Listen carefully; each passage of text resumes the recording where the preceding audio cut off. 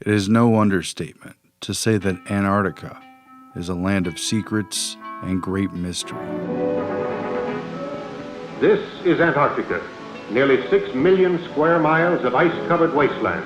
With reports of many world leaders curiously convening there in recent years, there's been a renewed rash of rumors running wild about supernatural occurrences, ancient alien civilizations, hollow earth, and even races of human hybrids. The only thing that's clear, though, is that much of what's actually going on in Antarctica has been and continues to be hidden. Will it ultimately remain that way? Here's what we found.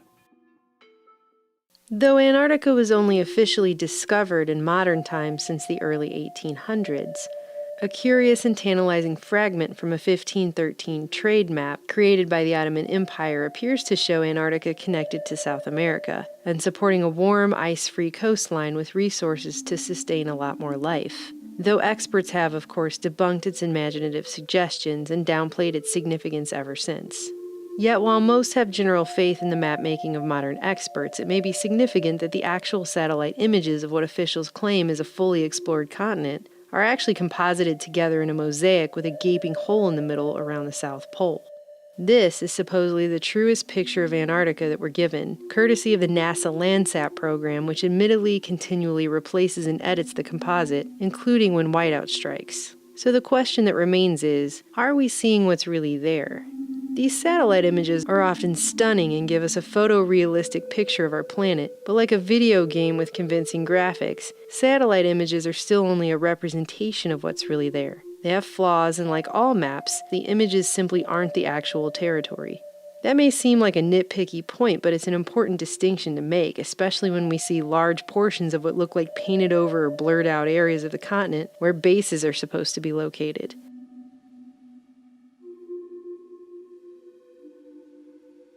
Considering even super secretive Area 51 shows up pretty clear on Google Earth, you have to ask yourself, what's really in Antarctica that in 2017 we still supposedly don't have sophisticated enough technology for the general public to see it?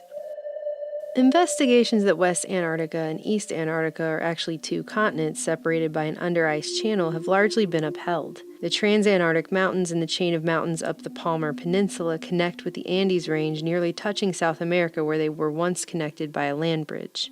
The questions began as soon as Antarctica was quote-unquote found. Have they, or will they, unearth something significant from humanity's past? Despite being told the entire continent is basically an icy, barren wasteland where hardly anything could survive or thrive, with no native human population other than visiting scientists. Freezing wastes without people, without life, without vegetation. Nature's most formidable challenge to man. Earlier reports show this is simply not the case. All the way back in 1893, Captain Larson reported discovering petrified wood and worms on Seymour Island, as well as a captivating area with dozens of clay balls placed on top of what looked like pillars, which had the appearance of having been made by the hand of man. But these were later dismissed as basalt that happened to collapse into the appearance of carefully sculpted clay balls on top of pillars. Between 1928 and 1930, then Commander Richard Byrd completed the first of 5 major modern expeditions to explore the Antarctic, and right away his team were captivated by evidence that there had once been a warmer climate while they were surveying vast tracts of otherwise icy land at the bottom of the earth. This expedition, which cost $400,000, was financed by Edsel Ford and John D. Rockefeller Jr., among others. A 1930 article on Byrd's first mission noted, quote, "They expect in time to solve what is perhaps the world's greatest mystery, the existence of extensive vegetation of the vast uplands near the South Pole thousands of years ago, noting sufficient geological evidence to prove that at one time Antarctica was once warm enough to support at least a rich vegetable life." In 1947, the U.S. Navy claimed they found a place they named the Bunger Oasis, though it may have been explored earlier. The Soviets established a research station there during their expedition in 1956 at the now defunct Polish A.B. Dabrowski Polar Station, in a fascinating 200 square mile iceless area At the same time, it was noted that the Russians moved so much equipment and supplies into the oasis that Australian and New Zealand diplomats were convinced they may be setting up permanent air and submarine bases there. No wonder that one of the most compelling anomalies spotted on satellite images of Antarctica is only 35 miles from the Soviet base, in what appears to many to be a domed metal lid over some sort of underground entrance. In the meantime, no one has even confirmed or fully debunked the suspicions of conspiracy theorists on what this image even shows. Throughout further wide-scale explorations in the 40s and 50s, scientists on military expeditions reported finding ice-free oases with waterfalls cascading down rocky cliffs into dry valleys containing freshwater lakes on the interior of the continent, mountain ranges reaching thousands of feet above icy wastes, fossilized trees, and even the remains of petrified forests. In 1957, the U.S. military acknowledged finding at least 2 other oasis locations in Antarctica only a few hundred miles from the South Pole, both free of ice and large enough to house entire air bases. But the military wouldn't disclose the locations to prevent other nations from potentially establishing bases there. These oases reportedly have a radically different climate from the rest of the continent, places free of ice and snow where the soil can reach temperatures of 77 degrees Fahrenheit at midday, and warm winds blow over freshwater lakes where strange specimens grow. While transversing the interior, a seismologist gave his account in 1958 of coming across a fresh lake 100 yards across with pinkish flowers growing in the bottom of it, which he could not identify. Experts have concluded these areas could sustain year-round human settlements, yet these highly contrasted landscapes are often difficult to spot when browsing through satellite imagery for whatever reason. Antarctica's past life as a tropical oasis is further upheld by the discovery of geothermal heated lakes, where almost any form of life could have survived and even continued up until this point, even while the rest of the continent froze over. The Russians at Vostok Station confirmed the discovery of a huge freshwater lake buried nearly 2 miles under the ice cap that they named Lake Vostok.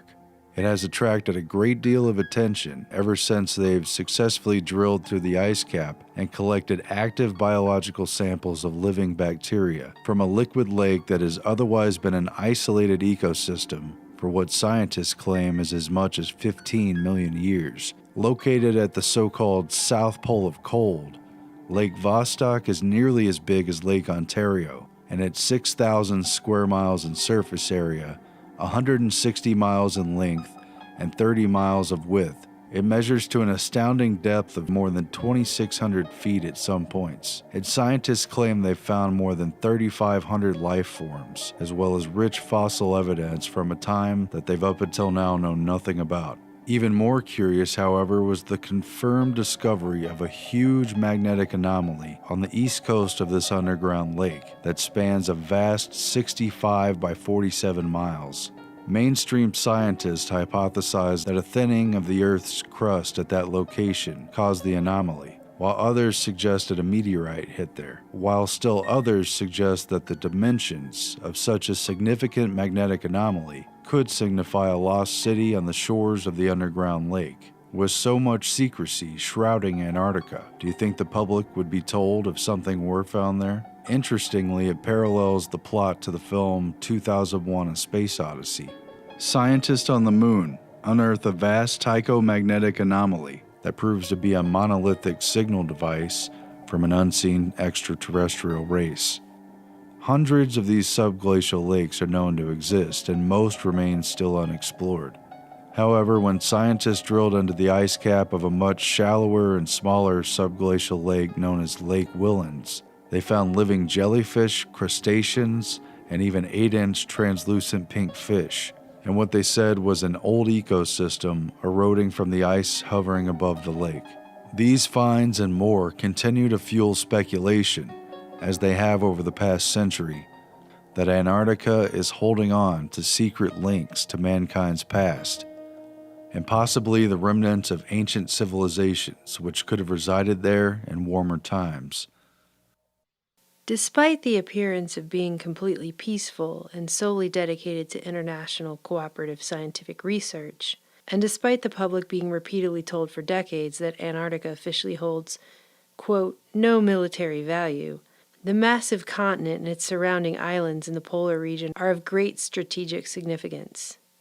The place doesn't just lay idle and ownerless. And this surrounds perhaps the biggest secret of Antarctica, an open and rather obvious one. The 1959 Antarctic Treaty, signed by a dozen nations that include the U.S., Argentina, Australia, Chile, New Zealand, Norway, Russia, France, and the United Kingdom, put in place the appearance of a harmonious international atmosphere where Cold War hostilities are rejected and peace is permanent. But in reality, major military forces remain embedded there, outwardly serving as the custodians of man's activities on the continent. And it remains true with now 53 signatories.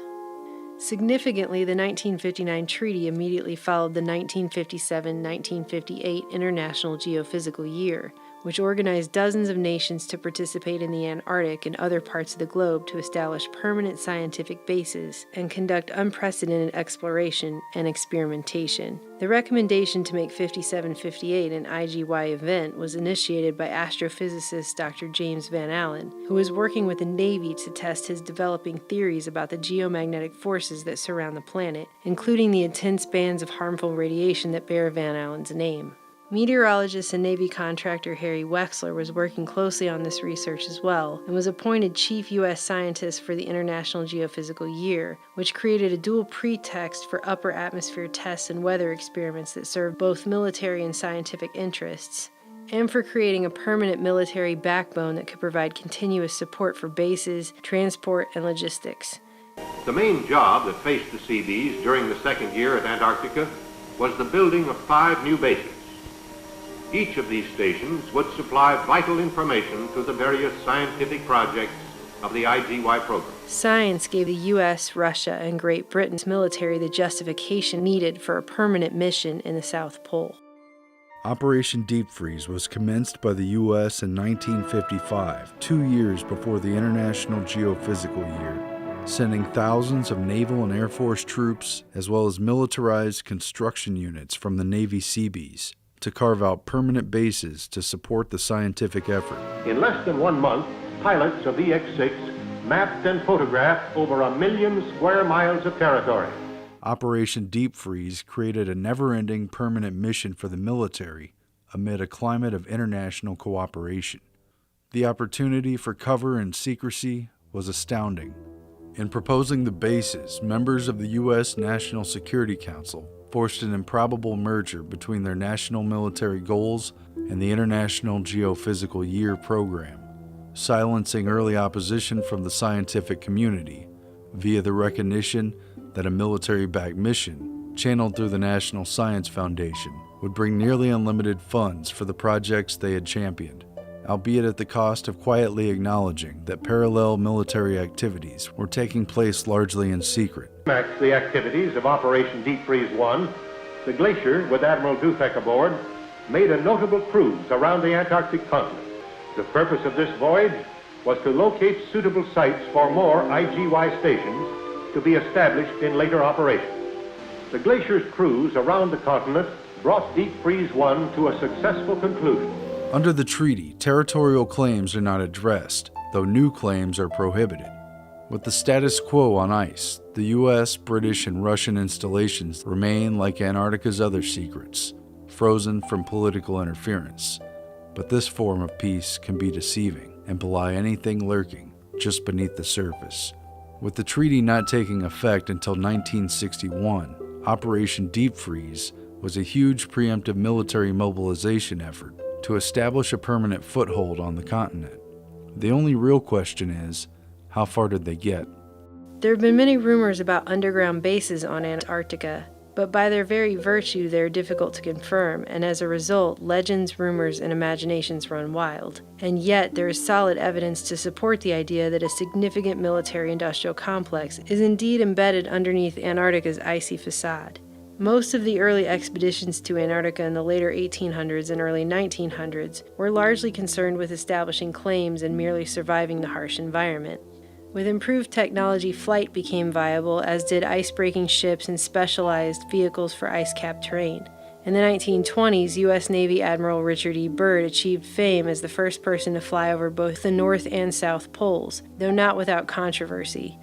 Byrd's first of 5 expeditions to Antarctica from 1928 to 1929 was privately sponsored by backers including the Rockefellers and Fords, seeking uranium, coal, and shale deposits, gold, copper, and other exploitable minerals, as well as locations to establish base camps.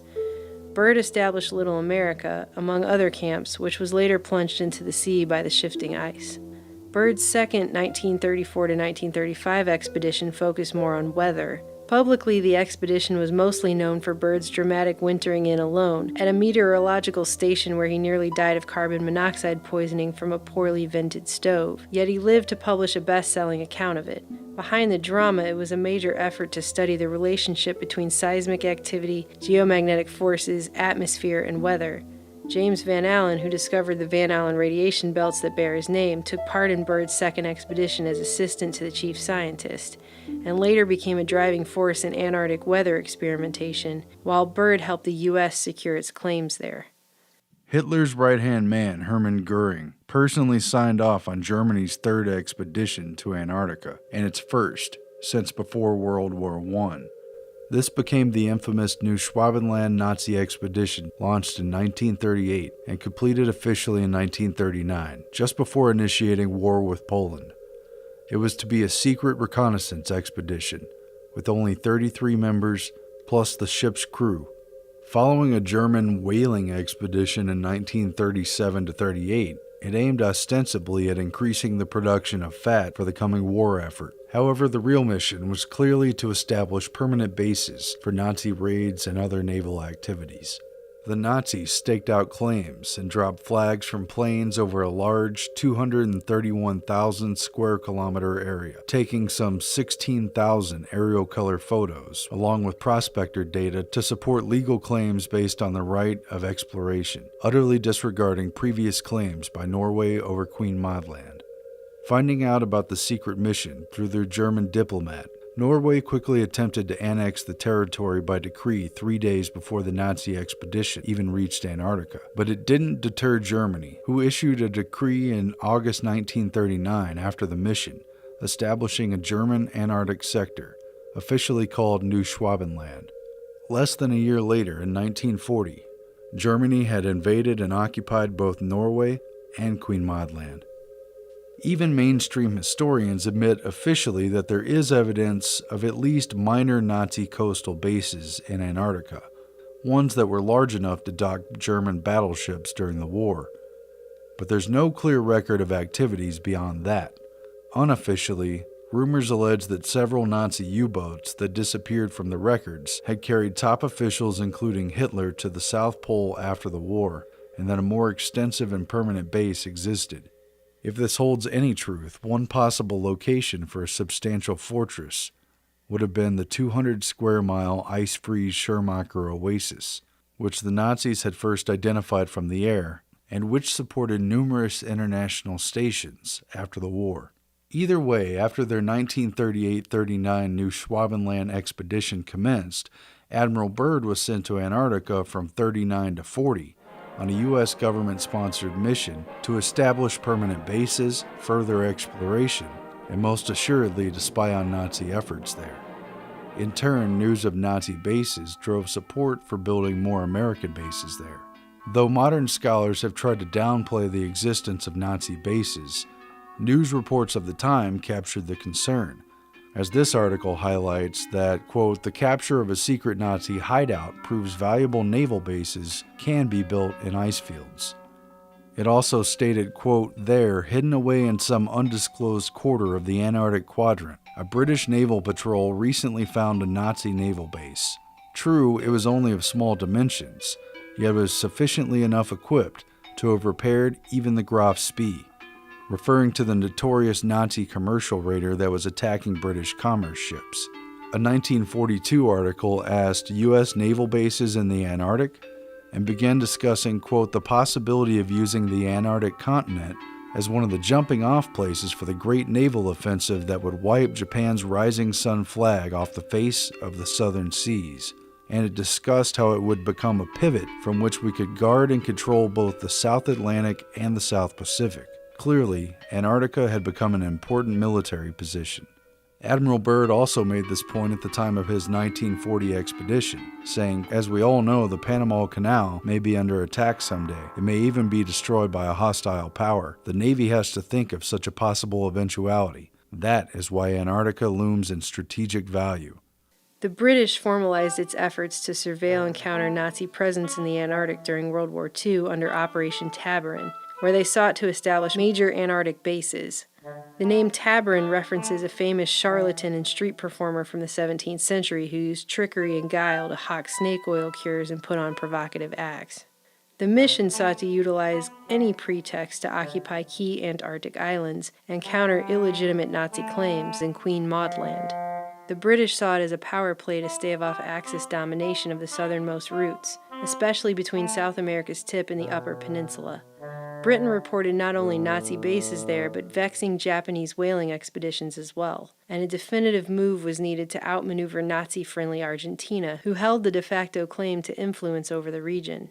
The British occupied several key positions, including Deception Island, a tiny donut-shaped piece of land known for having the only ideal sheltered anchorage in Antarctica, but also host to an active volcano under its calm waters, as well as Hope Bay, an ice-free coast on the tip of Palmer Peninsula, as well as the more northern Falkland Islands, which it had first claimed in 1908.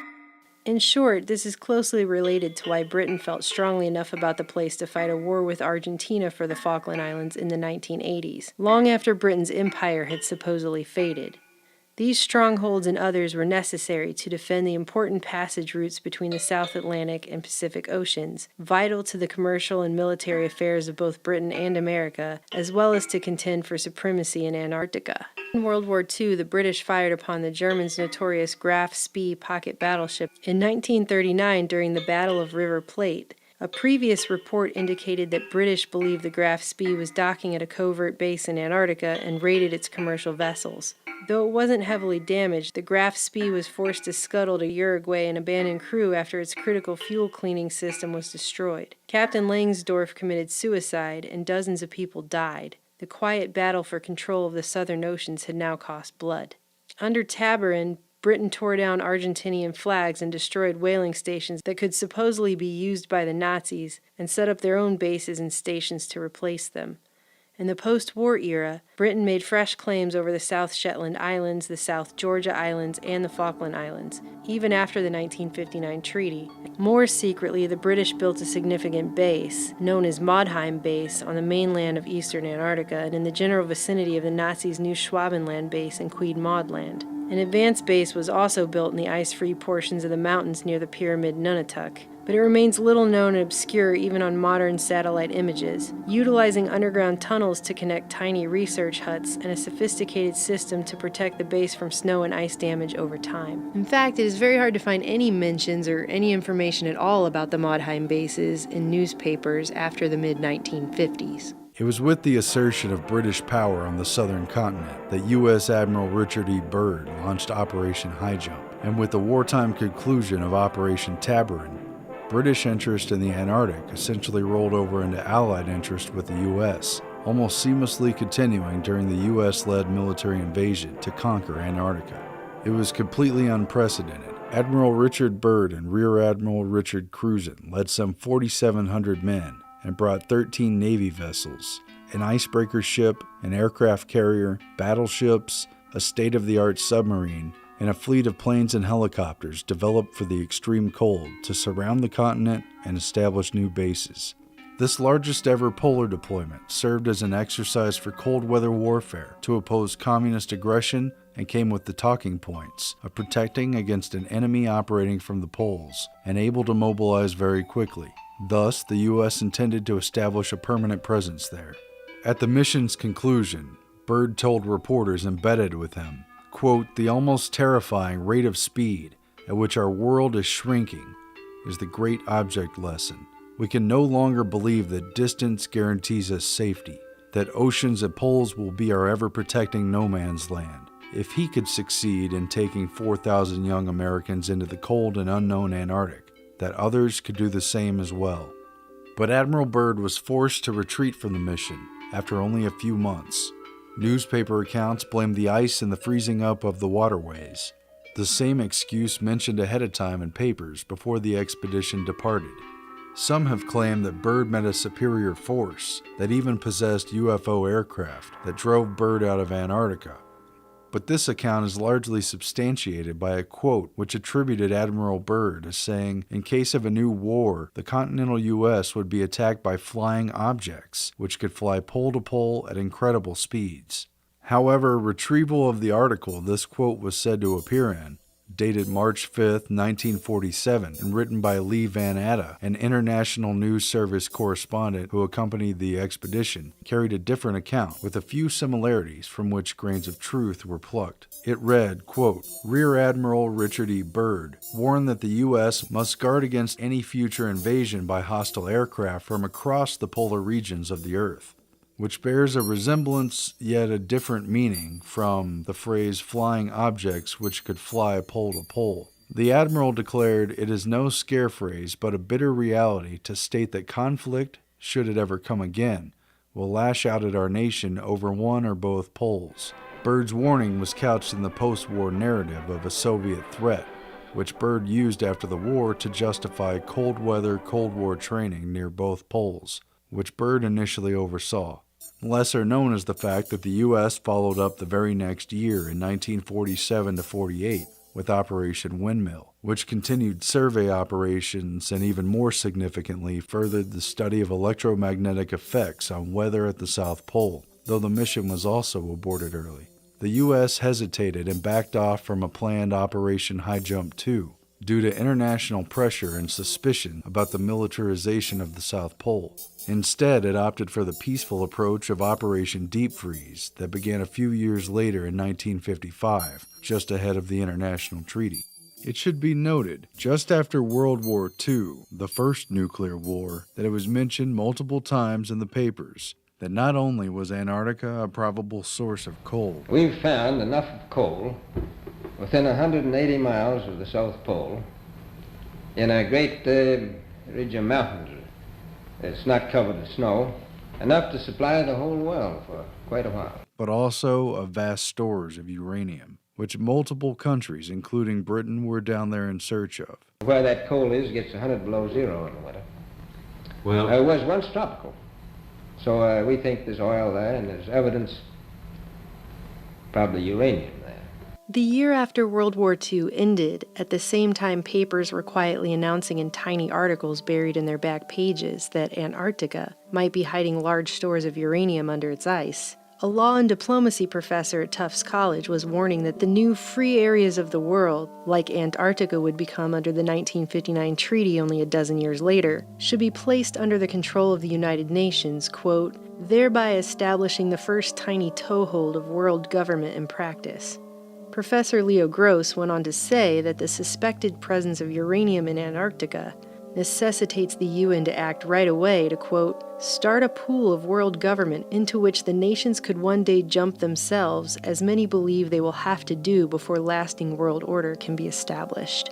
is it any secret, is there uranium there? That would be the only thing that would be practical to actually go after, I suppose. Everything else would be economically unfeasible, wouldn't it? Well, as we recklessly expend our resources, the time will come when we'll have to go after that stuff down there. Well, you know, I avoided what you said about uranium. I'm not sure about that. I don't want to have the world fighting over the Antarctic. Admiral, is there a competition among other nations to try to get information about Antarctica and possibly to secure some of these resources? Well, yes. There are now 7 nations very much interested. During the construction of these major installations, tunnels were dug between buildings, tunnels were dug for supplies and utility units, and for specialized equipment. Underground entrances and bases were expanded and reinforced to protect against the harsh weather. Were there secret underground military facilities constructed during or after this time? Were there any banned weapons tests or military activities and installations that went fully operational before the Antarctic Treaty set in? The answers are mostly silent, like the vast icy wastelands that have intrigued so many searchers. Below the surface of a giant ice cap, A city is buried. Some very interesting disclosures were declassified about U.S. military installations in Greenland, which took place in the 1960s with the cooperation of Denmark and NATO. This is the story of Camp Century, the city under ice. While feeding European allies and the American people a highly publicized cover story about the triumphs over nature and building an underground city for research under the ice at Greenland's Camp Century, the basic concept was simple. A system of 23 trenches would be dug into the ice cap and then covered with steel arches and snow. Branching off the main communication trench would be a series of lateral trenches housing complete research, laboratory and test facilities, modern living quarters and recreation areas, and a complex of support facilities. The Pentagon kept its real activities a secret. Only later did the truth about top-secret Project Iceworm surface. The Pentagon was attempting to put in place mobile nuclear launching sites that would utilize thousands of miles of tunnels to station ICBMs from theoretically random positions, all without Denmark's knowledge or consent. Later, an escape hatch would be placed at the end of a small wooden form for an emergency exit. Were similar installations attempted in Antarctica? Like Greenland's Camp Century, Antarctica's McMurdo and Byrd stations also featured a nuclear reactor, as well as under-ice tunnels. 16 of these escape hatches were strategically located throughout the various tunnels. The inconvenient fact is that the U.S. lied to its international allies about nuclear weapon sites in Greenland, so it's fair game to question whether they did the same in the seemingly peaceful and cooperative atmosphere of frigid ice and penguin research. The same questions apply to Admiral Byrd's equally publicized Operation Icebox, a tentative plan to partner with private corporations and bury food surplus in Antarctica. Perhaps it was just another cover for building an extensive underground tunnel system. It was talked about in interviews and papers from the time, but seemingly never materialized. This diagram shows how they can effortlessly dig a continuous trench, then place shipping containers and rebury for long-term storage. The article advertised, quote, "We plan to bury a cache of 100 loaves of bread every year over the next 100 years. We won't be here to finish the experiment, but our great-grandchildren will. We could create a permanent icebox for our food surpluses in the Antarctic, save on storage, and contribute a great act of international goodwill." Again, Greenland may be a blueprint for what was attempted in Antarctica. It should also be noted that the 1961 Atomic Energy Commission had completed an extensive labyrinth of underground tunnels in the Nevada desert for the purposes of underground nuclear testing. The agency told the AP at the time, quote, "The tunnels are being constructed for any use deemed necessary if and when the administration decides to resume nuclear testing." During Operation High Jump, an Arctic submarine laboratory was dispatched to Antarctica from a California naval base where it tested under-ice operations with great success. This was a pivotal moment for underwater and polar warfare. Prior to launch, Admiral Byrd contacted Dr. Waldo Lyon, the top naval warfare submarine guy at their San Diego base, to ask him if there was any research he wanted to do in conjunction with the expedition. Lyon asked to test a new submarine in the ice-filled waters, and so they did. This Antarctic deployment was the first major field trial for subarctic submarine conditions, with success leading to new capabilities such as breaking through ice to surface and launching a nuclear warhead from underwater in range of Cold War targets anywhere on the map. Moreover, thousands of men were deployed to DEW-line distant early warning stations in North Canada and Greenland, and to submarines and aircraft patrolling the Bering Sea and northern Arctic waters under training originally supervised by Admiral Byrd. No further military tests were ever admitted in Antarctica, despite a massive militarization on the ice. And what came of the breakthroughs in ice core drilling, ice melting cryobots, deep-sea sea lab experiments designed for Arctic waters, and the 500-meter depths of its continental shelf?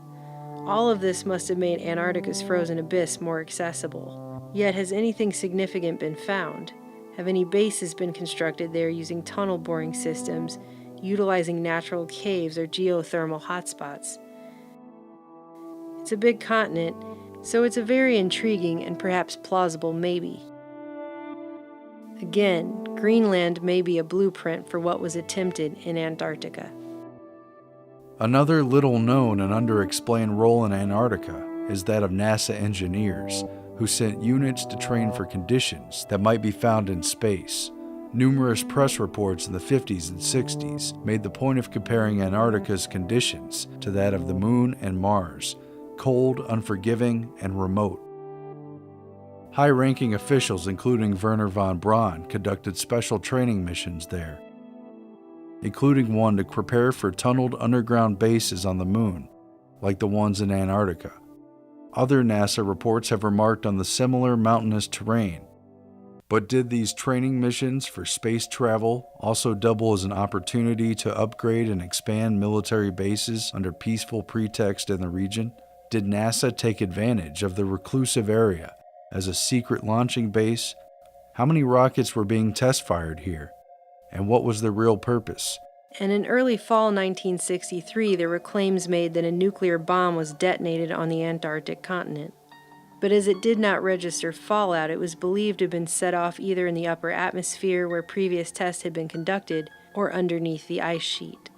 But the news was smothered.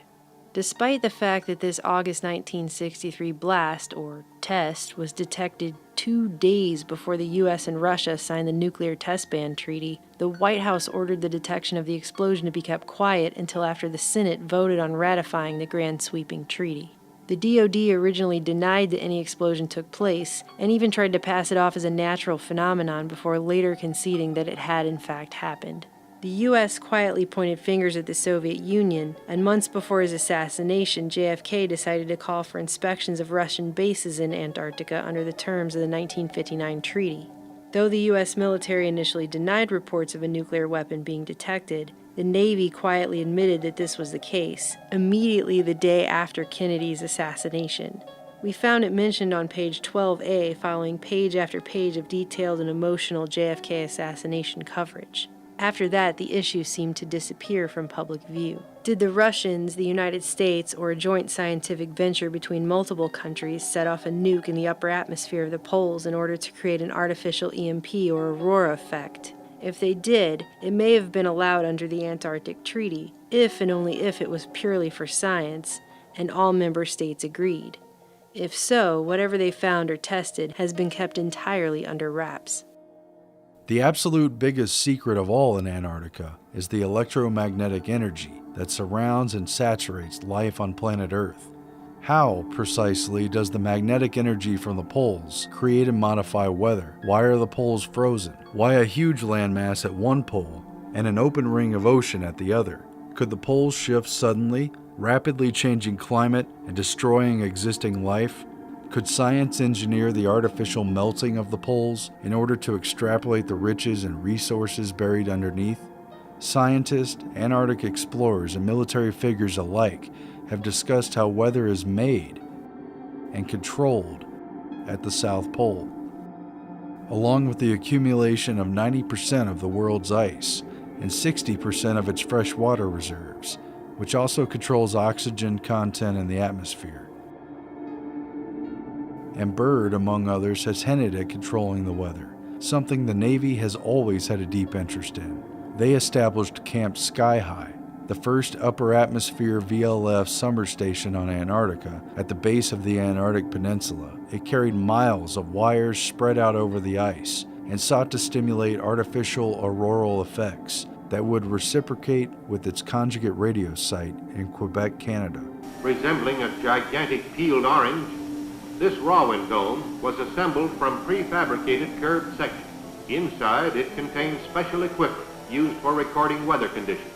Another building, unusual in its dimensions, was the Aurora Airglow Tower.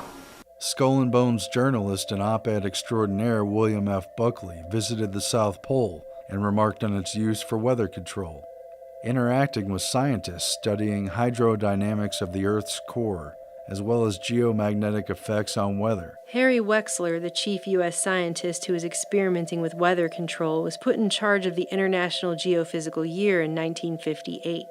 This was the same year that Harry Wexler saw his plans for bombarding the ionosphere with nuclear weapons undergo live tests in the Navy's 1958 Operation Argus, creating an artificial aurora burst hundreds of miles away at magnetic correlates from the firing positions. The Earth itself is a magnet. It acts as a dipole surrounded by a field of magnetic force. We see that the magnetic field extends a great distance from the Earth. Any one of these field lines can be thought of as lying in a shell. Advances in understanding the electromagnetic shield that protects the planet lent themselves to military attempts to manipulate the weather. The Navy confirmed that it could black out satellite and radio communications with high-altitude explosions, eventually creating an EMP. What were their plans at the South Pole? Wexler was deep into this weather manipulation stuff, and leading the 1957 to 58 International Geophysical Year as chief U.S. scientist is very telling of the research objects of Antarctica.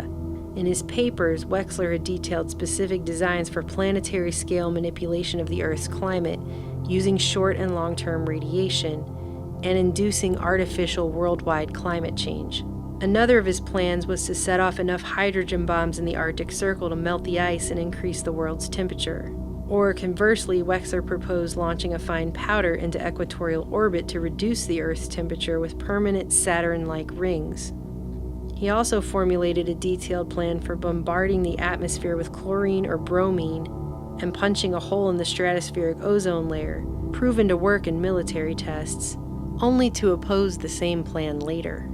Wexler was on a working vacation at the elite Woods Hole Oceanographic Institute with which he was affiliated when he died unexpectedly of a heart attack in 1962 at the young age of 51. Just months earlier, he gave a final speech to Woods Hole titled On the Possibilities of Climate Control, explaining the mechanisms not just to seed a few clouds, but to permanently control the Earth's climate.